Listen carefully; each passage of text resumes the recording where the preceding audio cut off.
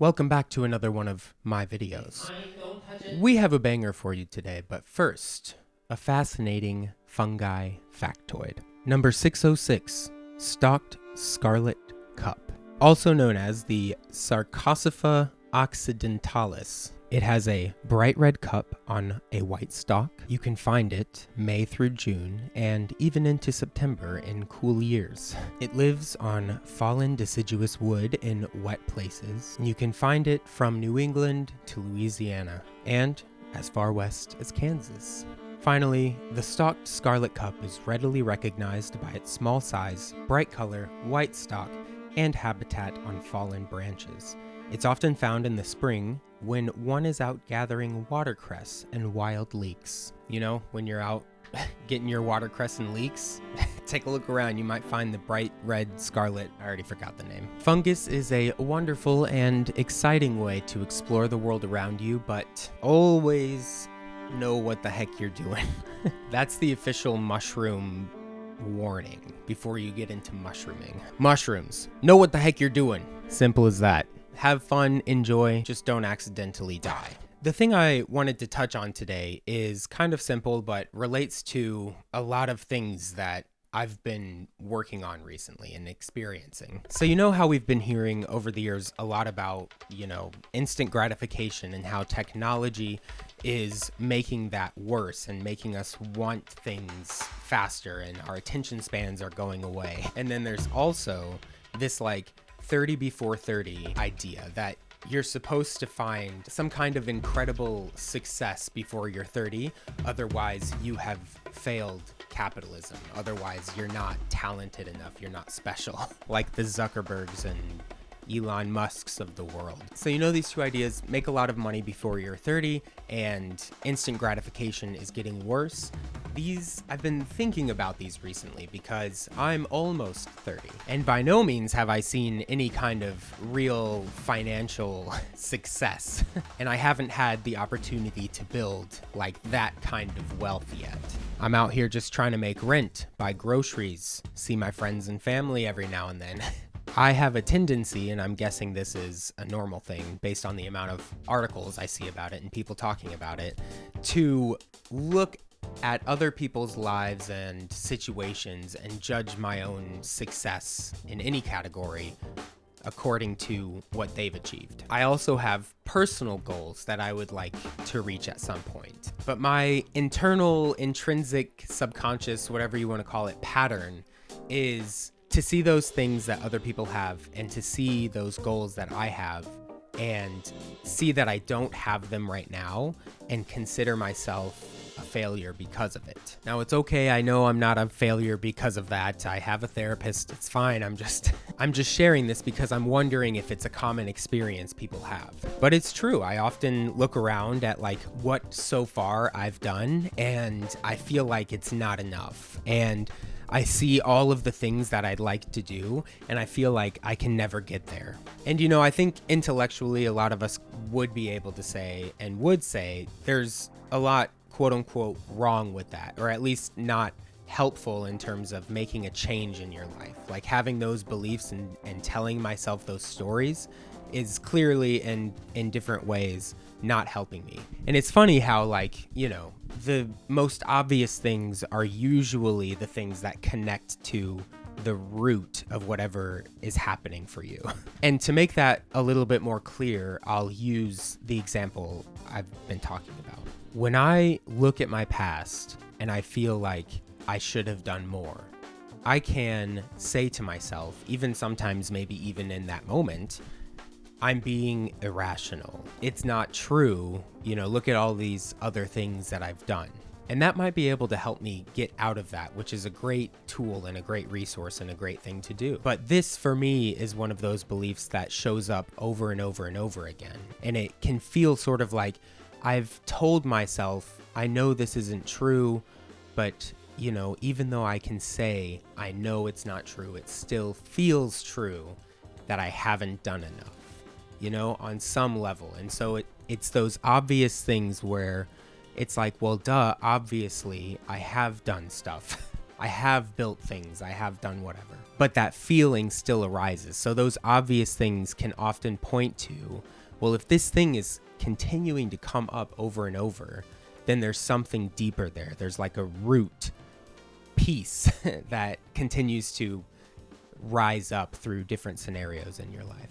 So recently, instead of using the resource to get myself out of, in that moment, feeling like I am creating things and I am doing better and then I can move on with my day, I've been trying to dive deeper to get to that root of why does this feeling keep coming up? And that can be a really arduous, multifaceted, difficult, and ridiculous exploration because it is of your own psyche. And to try to find the contradictions within your own beliefs is a difficult task, at least for me. Maybe other people are like super easy sliding through like butter when they do it, but for me, it takes a lot of focus and energy and reasoning with myself, going over my beliefs and why I believe it. But yeah, not that it's always hard, but it can be a sort of difficult thing to look at yourself,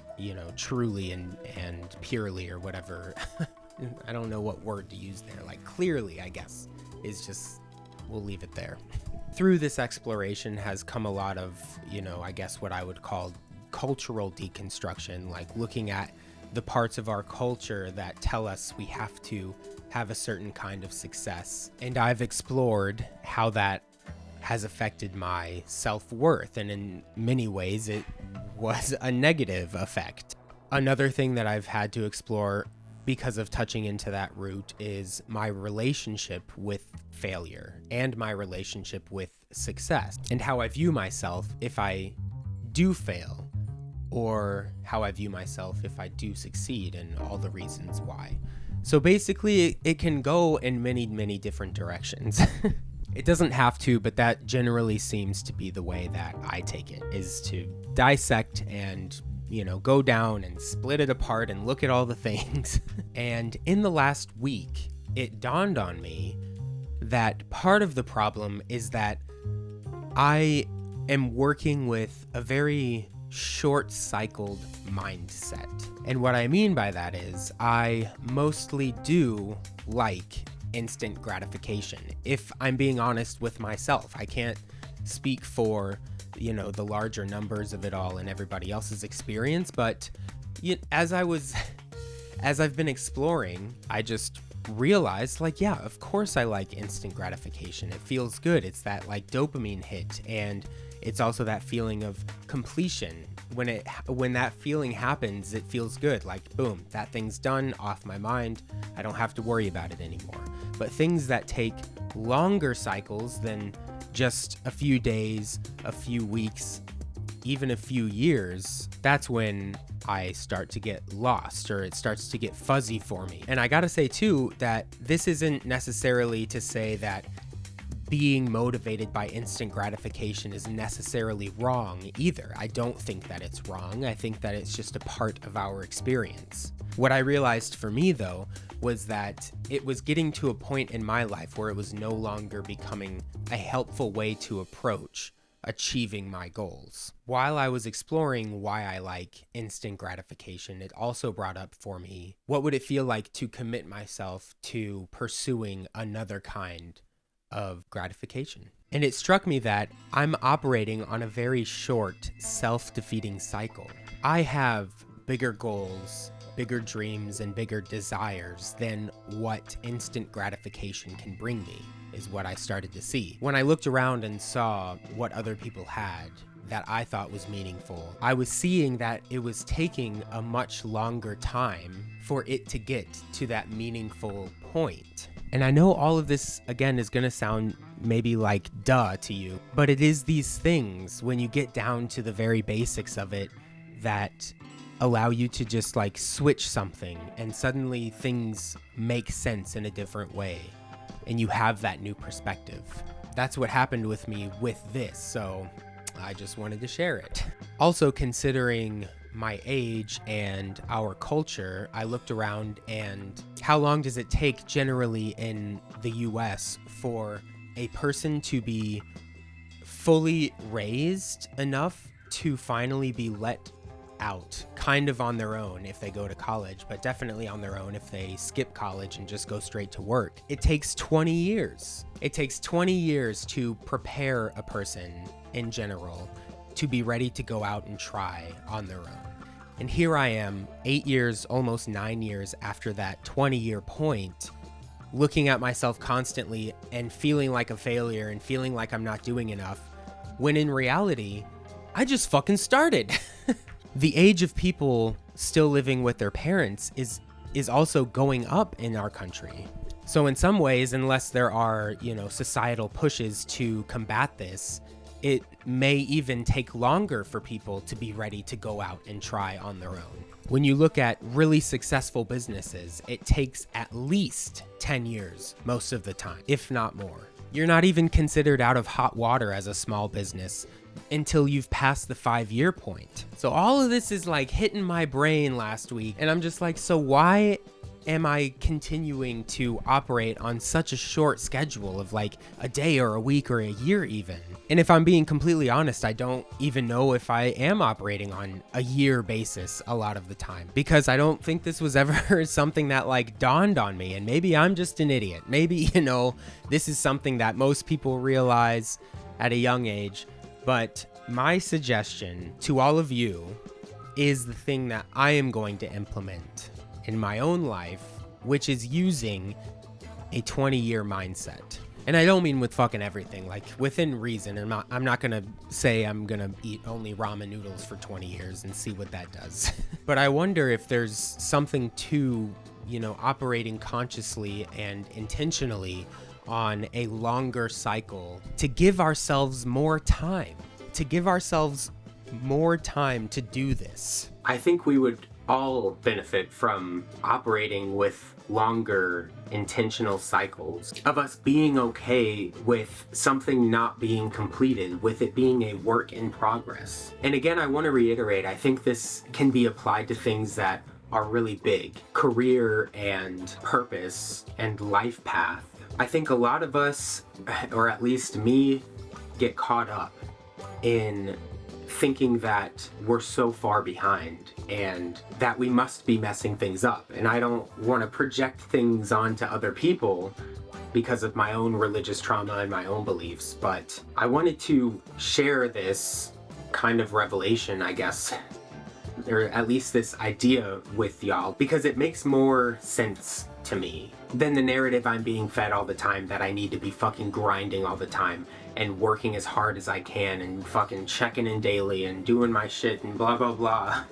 I've tried. I've really tried to be on that grind, and I don't know. I don't know if I can do that.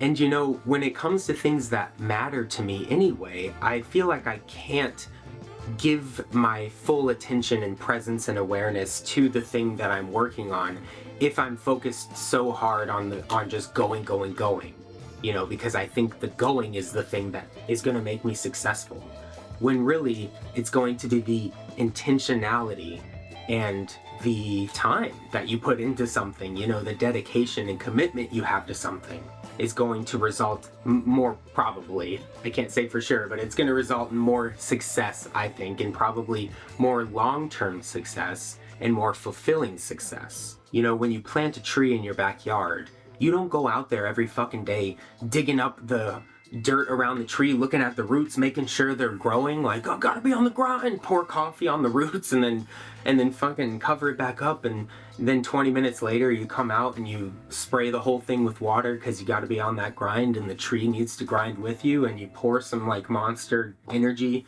down its bark and you're like, come on, yeah, tree.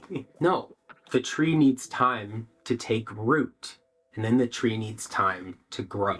So my suggestion is we start operating culturally on a 20-year life cycle mindset. So the first 20 years is preparing us for life. The next 20 years, 20 to 40, is when we first get out there and start, planting some seeds. We work at this company, we do this on the side, we have our passion projects, and we just plant those seeds. Then from 40 to 60, we can have a commitment to the trees that made it through with us. Because probably not everything is going to work out. Probably not all the trees are going to take root. But when we hit that 40-year-old mark, we still have energy. We're still young. We're still vibrant and full of ideas and creative and able to like go out and do things. So from 40 to 60, we commit ourselves to the things that have grown so far, because now they're hardy enough for us to start like doing things with them. And then from 60 to 80, we can just enjoy the fruits of our trees. Enjoy the fruits of our labors, you know? If we're lucky, other people will see the beauty of what we've grown and built and created and join in with us. And then we can pass that along as we move on to the next stage of whatever this is. Obviously, lifespan is increasing, so, you know, I might have to amend this, but I probably won't in another 20 years or something, we'll see. All right, that'll do it for today. So thank you so much for watching. I really appreciate y'all taking the time to click, to view, like and subscribe, comment, all the things. Thank you. Let me know what you think. Is 20 years enough? Should we make it longer? Should we not fight what is naturally occurring? Should we just go with the instant gratification? I don't know. I don't have the answers. This is just my suggestion. This is just what I think I'm gonna start doing because I think it'll lead to more success in my life. So, you know, take it or leave it. I don't give a shit. It's your life. I mean, I do care insofar as we are all a part of this global community together, but obviously you're gonna make your choices, and that's that. So, see ya. Oh yeah, there's Patreon down below and, you know, other links. Support me. Thank you. Appreciate it. Bye.